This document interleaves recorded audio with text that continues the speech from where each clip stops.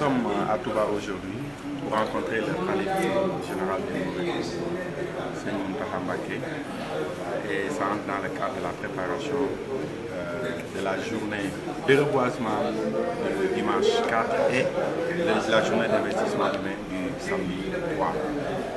Parce que cette année, il y a eu une heureuse coïncidence entre la journée d'investissement humain instituée par le président de la République, qui est le premier samedi de chaque mois, et la journée de reboisement, qui est le premier dimanche du mois de juillet. Donc on aura un week-end de caniveau, on fera également du reboisement, et à Touba, il est prévu de reboiser beaucoup d'artères,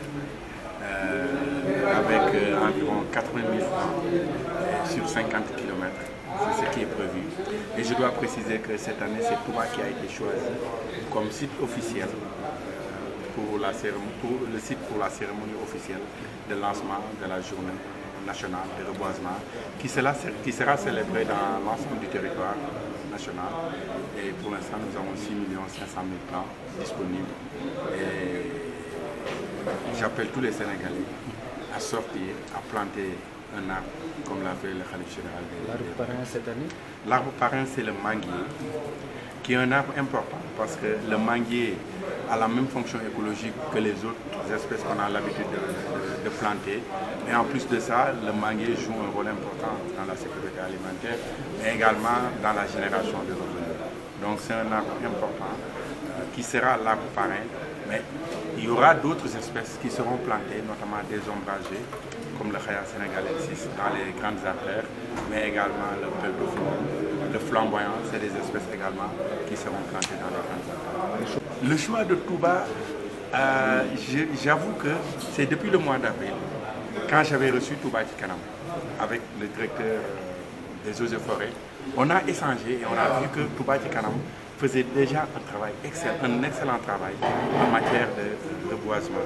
Et le directeur est là témoin. L'année passée, ils ont fait un travail ici avec Touba Ca Kanam, qui a fait un reboisement, qui a reboisé les allées, mais qui assure le suivi. Et ça, c'est important pour nous, parce que dans la ville de Touba, j'en discutais tout à l'heure avec le maire, on parle de 80% de taux de réussite de ce qui a été planté l'année passée, ce qui est un excellent taux. Donc tout ça, ça a concouru au choix de la ville de Touba comme site devant abriter cette année la cérémonie officielle de lancement. Qu'est-ce que Touba peut espérer par rapport à votre département ministériel? Oui, Touba a des priorités en matière d'environnement. D'abord la revégétalisation. Je disais que c'est important, l'arbre, c'est important pour la ville de Touba parce que c'est une ville où se concentrent 5 millions de personnes en 2-3 jours. Et ça, je peux dire que ça ne se passe nulle part ailleurs, au Sénégal en tout cas. Donc il est important d'avoir des arbres dans la ville de Touba et nous avons pour ambition d'accompagner la mairie de Touba à revégétaliser cette ville, pour qu'il y ait plus d'arbres. Il y a déjà un travail qui a été fait ici à Touba et je l'ai constaté. Il y a eu des reboisements, mais nous souhaitons vraiment travailler avec la commune de Touba, avec les associations qui sont dans la ville pour vraiment revégétaliser la ville de Touba. Mais il y a d'autres priorités aussi. Il n'y a pas que la revégétalisation, il y a la gestion des déchets. Et ça aussi, c'est une problématique pour la ville de Touba, parce que Touba, c'est plus d'1 million d'habitants. Quand vous avez plus d'1 million d'habitants dans une ville, forcément, il y a beaucoup de déchets qui sont produits et la gestion de ces déchets pose souvent problème.